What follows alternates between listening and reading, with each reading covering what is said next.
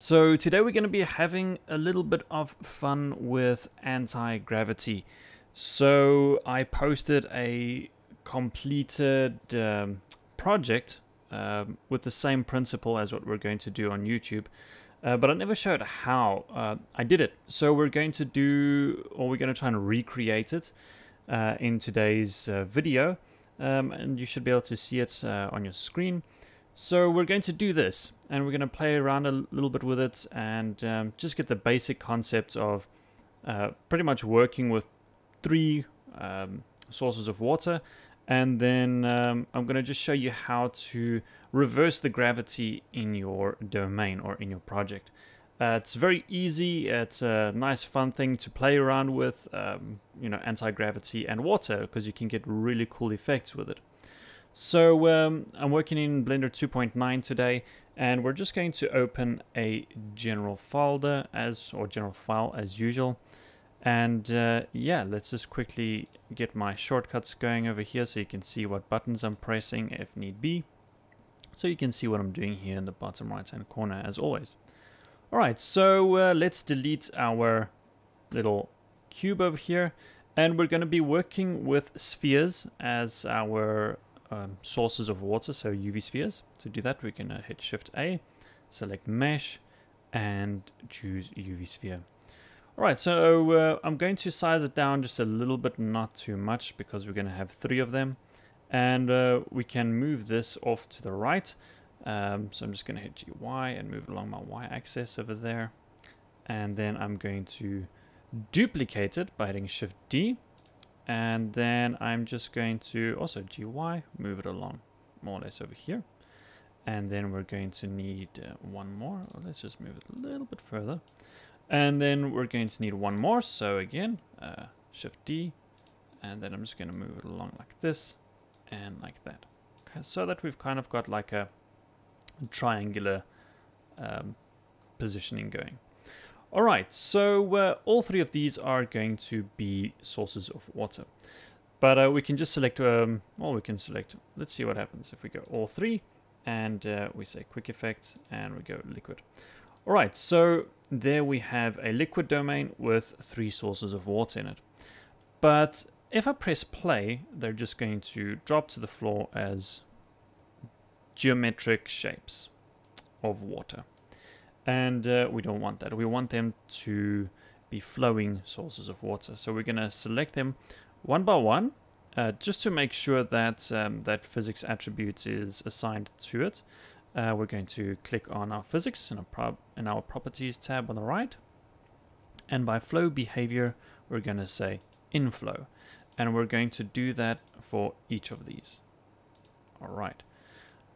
But if we go back to the first frame and we press play, it's still going to drop those geometric spheres of water. So let's click our domain, and all we want to do now is scroll down to the bottom. Our click is resumable as always, and then select modular, scroll back, and we need to bake in this data again. So we're just going to say bake, and it'll get all that information for us. At the moment it's at 250 frames. We're going to change that in a bit. And now we have water that flows from our spheres, which is great. But we don't want it to go down, we want it to go up as if gravity has been reversed. So first of all, let's make our domain a little bigger. So to do that, we can use the scale tool on the left here. We can click on that, and then we can just pretty much do that. And we're just going to elongate it by grabbing that little little blue one over there, the blue arrow. And we're just going to move that up. We can do it all the way, in fact. All right. So now we can see our particles are all over the place. So let's free the simulation data. And with the domain selected, we're going to scroll all the way down. So when we're down all the way to the bottom over here, we have a little drop-down menu which says field weight. So if we open that, we have all of these little options here, but we're only going to work with one, and that is the gravity option. So we're going to select it, and all we're going to do is put a minus in front of that 1. Then we're going to scroll all the way up again, and we're going to say bake data. And we're going to see what the result of that is. All right, and there we can see something happening. So if we go all the way to frame 1 and we press play, we have our water that is going all the way to the top, and it's filling up pretty quick. Okay, so now that we have some anti-gravity going, or reverse gravity, we want to change things up again. So to get that spiral effect, as if all the water is kind of going up but to one specific place, we're going to use something interesting. So we're going to say Shift A to open our add menu. But with this one, we're going to go down to force fields and we're going to select Vortex. All right. So that is exactly what it says. It creates a vortex. So it's going to pretty much make a vortex of air inside of our domain. And that's going to force all the water together. And we can just make it a little bit bigger, something like that. And once again, we've made a change. So let's click on our domain. We're going to say free data. And then we're going to bake the data again. And let's see if there's any difference this time. Okay, so let's press play. And immediately we can see we have a type of a vortex mission happening over here. All right, and that's very nice. But what do we notice? So first of all, our vortex is going all the way off to the left. We don't want that. So we've got two options. We can either move the vortex or our domain. In this case, I'm just going to move the vortex more to the center of our domain. We click on our domain, free the data, and bake the data again. And so for this part of the tutorial, you can see I'm working with a 32 resolution division because it makes baking of the data quick. It just goes a lot quicker if you're still working with your concept, so you don't spend too much time baking information and then you're not happy with it. All right, so I'm pretty much happy with the location of my vortex, of how my water is meeting. So let's change things up a bit. And the one thing that we're going to change is our resolution division, and it makes a difference. So let's free that data, and I'm going to put it on, let's make it 75. And then I'm going to bake that information. You'll see it takes a little bit longer to bake. And as I say in all my tutorials, the time that it takes to bake is always affected by what hardware you have. So the less RAM you have, the longer it's going to take to bake, and so forth. All right, so there it's baked in, and we have an interesting vortex of water. Right, so let's see how this looks. It actually looks pretty interesting, a lot more different to what I expected it to be. And we've got a very interesting vortex of water. Now, let's see how the size of the vortex affects the behavior of the water. So for example, what if we made it smaller? Would it make a difference? So let's free the data and find out. So we're going to bake it in, and there it's running. So you can see with the hardware that I have 16 gigs of RAM. Even at 75 resolution division, it bakes pretty quick, surprisingly. And let's see if the size of our vortex or force field is actually going to make any difference. So we're going to hit play. As you can see, it makes a little bit of a difference, but not much. So where you place it and how far apart we make our sphere sources will be the determining factor of how your water behaves. So you can also mess around with the strength of your vortex. So let's bring our vortex maybe down to 0.5 instead of 1. And we're going to free that up. And we're going to bake it in again. And the reason for this is just so that you can play around with it and see, you know, what kind of effects you have. So let's have a look if we can recreate what I created about a year ago. And so we've brought down that strength of our vortex. And let's see if it makes a difference. Aha! So there we have a clear difference. Very, very different. So let's press play on that. And I actually like this because the three streams almost never meet. So the strength of your vortex will determine what happens with your water. So I kind of like this. So now we can put a mesh on that. Right, so we're going to stick with our domain. I'm happy with the division resolution. All right, but what I want to show you is that the water will keep on accumulating on top here and actually kind of create a type of vortex of water.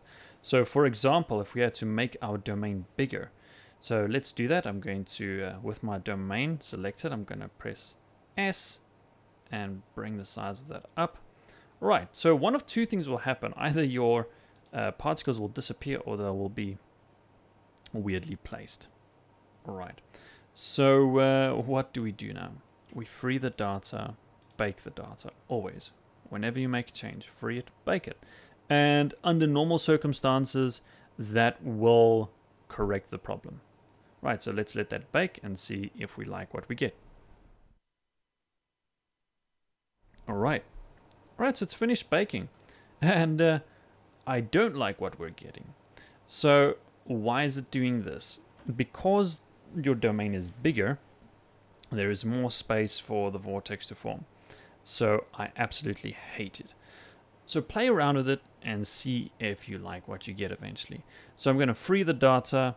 Well, I'm just going to hit Control Z and then bring it back to what we had. And maybe instead of doing that, we can play around with our power and bring it to say 0.7. Right. And then I'm going to free the data, and this will be the last bake. Right, so play around with it and see what type of vortex you like. I'm really keen to see what you guys make. And it's almost finished baking, and then we can pop a mesh on it and then get our water looking all pretty. Right, so let's let that finish. All right, and let's see what we get now. All right, so this is looking more toward the original that I had, and there you go. So there you can see the water will build up and it's kind of shaping something interesting. So what we can do now is over here by our progress bar, I'm going to bring it up to 450, and then with the domain selected, I'm going to scroll all the way down, and here by start and end frame, I'm going to make the end frame here 450 as well. And all we need to do now is go to resume, and that will resume baking the data from where we finished off. And we can see our progress over here by the frames. So let's let that finish baking, and then we'll see what happens with our body of water at the top, see if it looks interesting at all. And yeah, it just takes a few seconds to bake.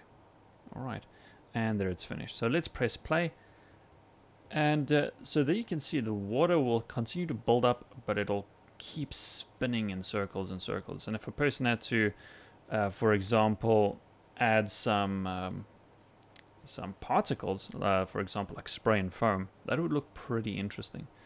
So I'm happy with this. Right, so what can we do now? So let's add our mesh. And I'm not going to do anything to the upraise factor, otherwise it'll take a little bit long, but you can play around with that if you have a good strong machine. If you don't, I wouldn't recommend playing around with that. So let's bake the mesh, and then we'll see what it looks like when we put it into rendered view. Alrighty, so our mesh is finished baking, so let's hit play and let's see what we have. Right, so there you have a nice swirl of water, which will eventually meet at the top and create a nice swirling body of water as well. So the intensity of what's happening at the top of the body of water will change with the strength of your vortex as well. So I'm pretty happy with this. So let's go into our rendered mode. Right, so you'll see that we cannot see anything. All right, so two things need to change. This will be specifically for cycles. So we're going to go to our properties tab on the right hand here, render properties, render engine, and change it to cycles. And then with device, I'm going to say GPU compute, so it uses my graphics card. And there you can see we have more of a realistic water, but we still can't see anything really. So in this case, what I like to do, Shift A, mesh, and I just like to put a plane at the bottom. So this is thing number one that I like to do. Right. The next thing is we need to change the lighting. So we're going to click on our lights over here, and I'm just going to move it up and across. And then I'm going to change the type of light that it is. So on the right by the property setting again, we have object data properties, but you can see it looks like a little light bulb. And we're going to change it to the sun. It's very strong at first. And I mean, you can leave it like this if you like, but I like to bring it right down maybe to 15 or 10 or so. And what happens is in the water, you're getting a bit of a reflection from the plane. So we can even make that a little bit bigger. And then that's pretty much what you're going to have. And I mean, you can decide. So sometimes what I even like to do is you can press tab to go into edit mode. And what you can do is go over here to the top and select edge select. And I'm going to select the edge of my oh, let's just have a look here. Yeah, it's still. I'm going to select this edge. I'm going to press E and Z, and that will allow me to extrude it like this. All right, so then you get kind of like a studio thing going that you can create for yourself. And I mean, you don't have to, but sometimes I like to do it, not always. And then we can then change the color of the water. It's barely visible at the moment, so we're just going to press tab to go out of edit mode. I'm going to select my water, go to the top left hand here, drag that down to make a split screen. I'm going to go to editor type and then shader editor. I'm going to zoom in a little bit, and then you can see we've got volume absorption and then glass. And by the glass is where you can now change the color of your water to any ridiculous color your heart desires. And I just want to have it kind of something like that. Yeah, a little bit lighter, a bit more down. That's a little bit green. So you can really mess around with this, and this kind of can determine how visible your water is. So there's a nice like cool, like a cold blue almost. So what we can do is get ready to render. If you're happy with this, and I'm happy with this, so let's just go back over here. We can now try and place our camera, and you can place it anywhere you want. So get your project more or less to the center of your screen, and you can press Ctrl-Alt-0 until you find the angle that you prefer for your project. So this is a nice little angle here. So the background's a little bit messy, but I don't really mind for this. It's really more about the water. And if you're happy, we can now go to our output properties on the right hand side of our tab. I'm going to say video, FFmpeg video. I'm going to select where this is going to get stored, and I have a tutorials folder over here. I've got to make a new folder, and then I'm just going to say water vortex. That's fine. Go into there, hit accept, and get ready to render. So I'm going to go to the top here, and your samples make a difference. They make a huge difference for the final render. So for this, I'm going to, and here, as you can see, this quality over here is a 32 samples. So I'm going to bump it up to about 300 samples. Though it will take pretty long to render, so let's just say for the sake of this tutorial, I'm going to make it 250 samples. And then you can go to render and render animation, or press Ctrl F12, and we'll let that render. And once again, you know, information processing is always different with your hardware. So I've got a RTX 3050, which means my rendering goes relatively quick, as you can see. So it depends on your hardware. So keep an eye on that. Let's let that render, and then we'll have a look at our final product once it's done.